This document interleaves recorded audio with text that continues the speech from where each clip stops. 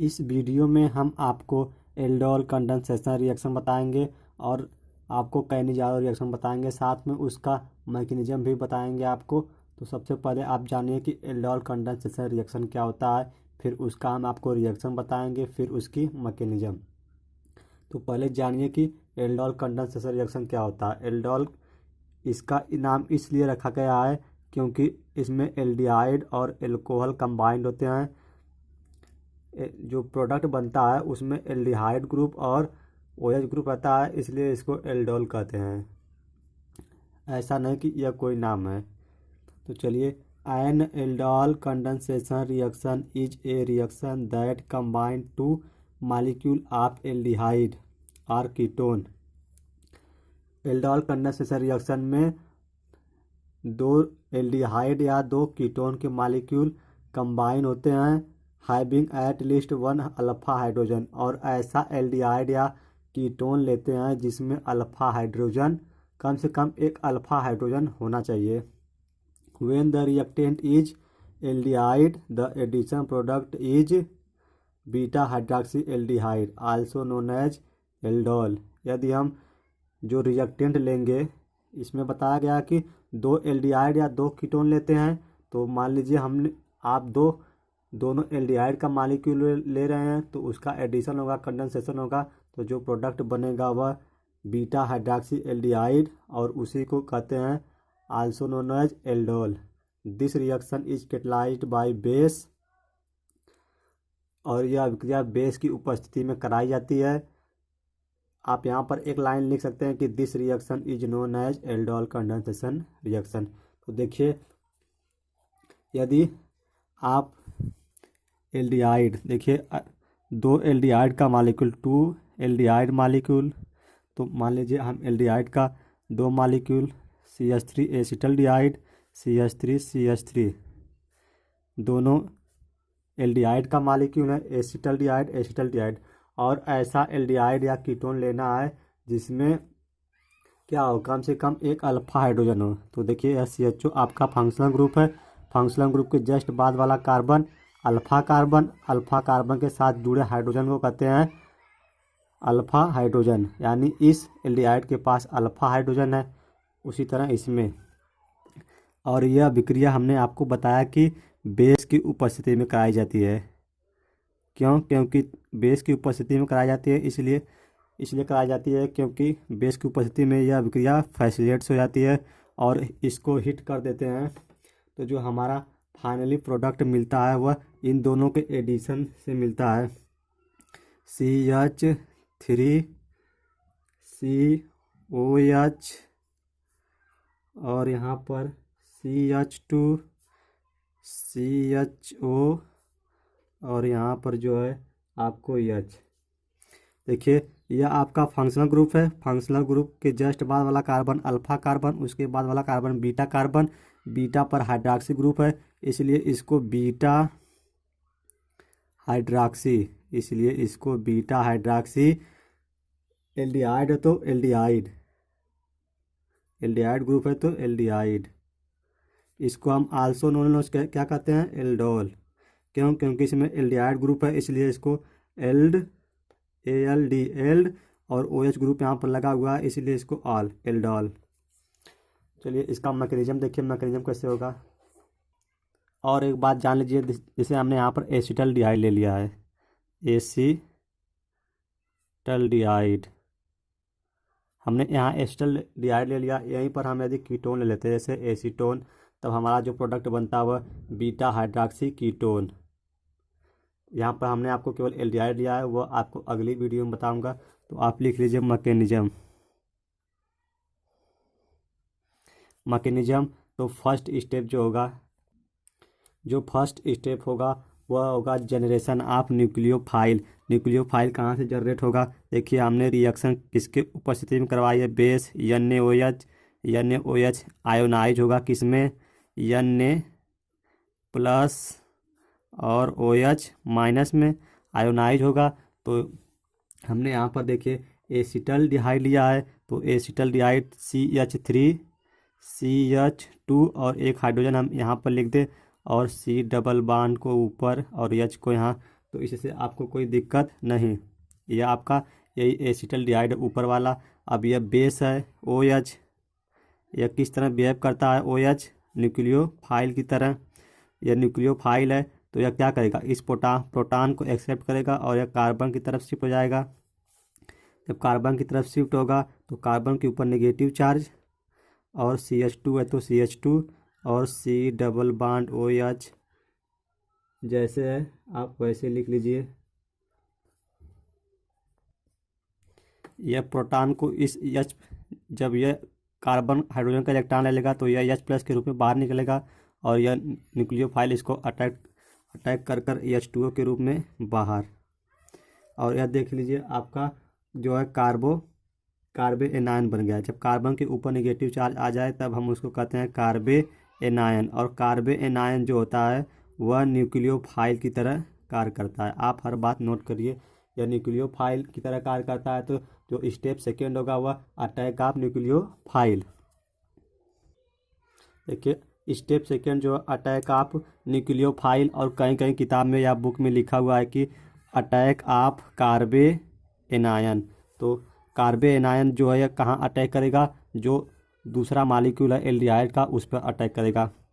तो यह एल्डिहाइड का दूसरा मालिक्यूल है, क्योंकि एक मालिक्यूल यहाँ पर जो है उसका कार्बे एनायन बना और दूसरा बचा हुआ है तो CH3 डबल बॉन्ड O, यह H है, ये दूसरा मालिक्यूल है।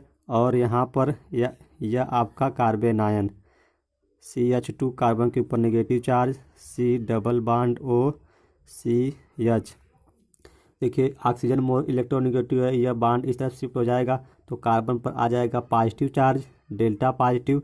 और पॉजिटिव मतलब यहाँ इलेक्ट्रॉन की कमी है और यहाँ कार्बन आयन यहाँ निगेटिव चार्ज है, यानी यहाँ इलेक्ट्रॉन की अधिकता है। तो यह वाला अटैक करेगा न्यूक्लियोफाइल इस पर और दोनों जो का एडिशन प्रोडक्ट मिलता है। तो देखिए CH3C, यह बॉन्ड ऊपर की तरफ गया तो यहाँ पर कार्बन के ऊपर नेगेटिव चार्ज आ गया और यह जो कार्बन इसके पर अटैक किया तो जाकर इसके साथ जुड़ जाएगा। तो CH2 यह जाकर इसके साथ जुड़ गया तो CH2 और बाकी COCH। और जो यह वाला हाइड्रोजन बचा हुआ है उसको आप नीचे दिखा दीजिए। इसी को कहते हैं एडक्ट, एडिशन प्रोडक्ट। यह क्या बना, एडक्ट। और जो स्टेप थर्ड है वह क्या है, और जो स्टेप थर्ड है वह प्रोटोनेशन। प्रोटोनेशन का मतलब प्रोटॉन का जुड़ना। तो इसी एडक्ट में प्रोटॉन जुड़ जाएगा और हमारा फाइनली प्रोडक्ट मिल जाएगा। तो आप फर्स्ट टाइम इसको लिखिए CH3, ऑक्सीजन के ऊपर नेगेटिव चार्ज लिखिए CH2, CO को हम CHO लिख सकते हैं, CHO आप समझ रहे हैं। और ये नीचे हाइड्रोजन है तो नीचे हाइड्रोजन। और अब प्रोटोनेशन, कहीं कहीं आप देखेंगे तो बुक में लिखा है एडिशन ऑफ प्रोटॉन, हम डायरेक्ट प्रोटॉन लिख दिए, कोई दिक्कत।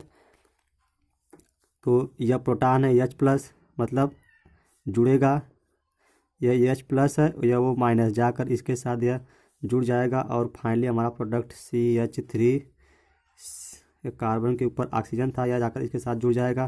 तो यहाँ पर OH और यह हाइड्रोजन है तो हाइड्रोजन को यहाँ पर लिख दीजिए। और CH2 है, CH2O, CHO है तो CHO।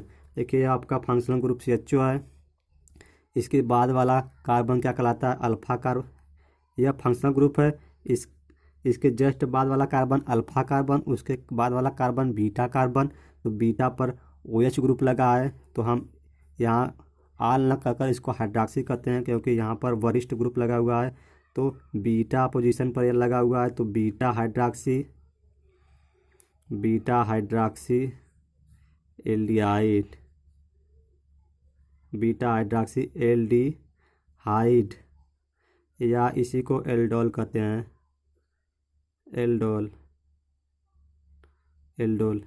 यदि आपको वीडियो पसंद आए तो आप लाइक करते जाइए। चलिए कहने ज़्यादा रिएक्शन देखते हैं। और फाइनली आपका यही जो प्रोडक्ट बनता है एल्डोल कंडेंसेशन में। कहने ज़्यादा रिएक्शन क्या होता है, देखिए, when an aldehyde that has no alpha hydrogen is treated with concentration base base में हम जनरली NaOH लेते हैं। Undergo disproportionation reaction. देखिए यह जो कैनिजारो रिएक्शन है यह केवल जो है एल्डिहाइड के लिए है, ना कि कीटोन के लिए, पहली बात। और ऐसा एल्डिहाइड लेते हैं जिसमें अल्फा हाइड्रोजन ना हो और उसको ट्रीट करते हैं बेस के साथ, तब इसमें डिस्प्रपोर्शनेशन रिएक्शन होता है। डिस्प्रपोर्शनेशन का मतलब कि एक ही कंपाउंड का ऑक्सीडेशन हो और उसी का रिडक्शन हो, उसी को डिस्प्रपोर्शनेशन कहते हैं। 1/2 of aldehyde is reduce to primary alcohol and other half is oxidise to the corresponding carboxylic acid. This reaction is called Cannizzaro reaction. हम एल्डिहाइड लेते हैं इसमें हम ऐसा एल्डिहाइड लेते हैं जिसमें अल्फा हाइड्रोजन ना हो और उसको ट्रीट करते हैं बेस के साथ, उसमें डिस्प्रपोर्शनेशन रिएक्शन होता है। जब उसमें रिडक्शन होगा तो हमको एल्कोहल मिलेगा और ऑक्सीडेशन होगा तो कार्बोक्सिलिक एसिड मिलेगा और यह रिएक्शन कैनिजारो रिएक्शन कहलाती है। तो देखिए हम एक ऐसा एल्डिहाइड लेंगे जिसमें कि अल्फा हाइड्रोजन ना हो, तो CH डबल बॉन्ड OH। यह क्या है? फॉर्मल्डिहाइड। इसमें अल्फा हाइड्रोजन है नहीं,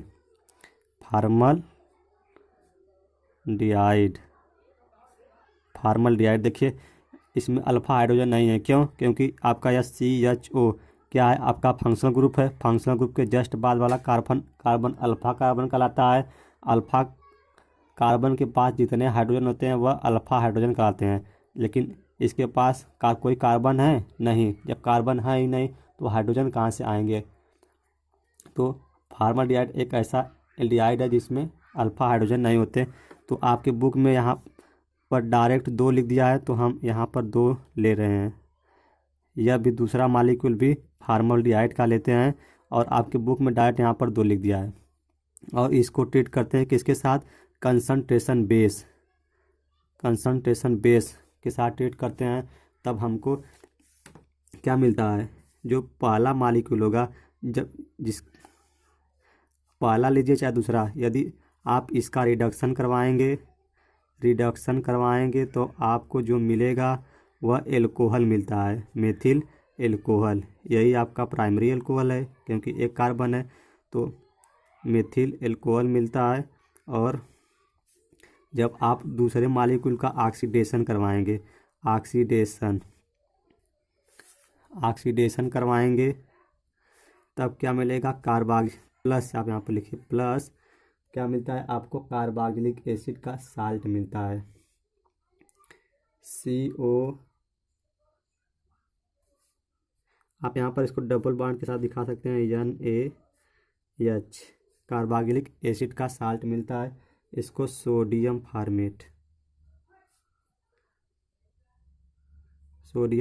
कहते हैं। आपसे पूछा जाता है कि जब कैनिजारो रिएक्शन में फॉर्मल्डिहाइड का रिडक्शन करते हैं तो क्या मिलता है? तब आपको पता होना चाहिए कि मेथिल एल्कोहल मिलता है। और ऑक्सीडेशन होता है तो क्या मिलता है? सोडियम एसिड का साल्ट आप कहें या सोडियम फार्मेट मिलता है। चलिए इसकी मैकेनिज्म देखिए। इसमें जो मैकेनिज्म में स्टेप फर्स्ट है वह है पहला अटैक ऑफ न्यूक्लियोफाइल कैसे अटैक करेगा? देखिए यह रिएक्शन हमने बेस की उपस्थिति में करवाई है। बेस में हमने क्या लिया है? NaOH लिया है। जब यह आयोनाइज होगा तो Na प्लस और OH माइनस में आयोनाइज होगा और OH माइनस का बिहेव कैसा है? न्यूक्लियोफाइल की तरह है। अब यह न्यूक्लियोफाइल अटैक कहाँ करेगा? एल्डिहाइड पर। एल्डिहाइड के एक मॉलिक्यूल पर यह अटैक करेगा। तो देखिए यह एल्डिहाइड है, फॉर्मल्डिहाइड, और यह OH है। OH माइनस या न्यूक्लियोफाइल है, यह अटैक करेगा। अब कहाँ करेगा? देखिए ऑक्सीजन मोर इलेक्ट्रोनेगेटिव है, यह इलेक्ट्रॉन अपनी तरफ शिफ्ट कर लेगा तो कार्बन पर क्या आ जाएगा? डेल्टा पॉजिटिव और ऑक्सीजन पर डेल्टा नेगेटिव।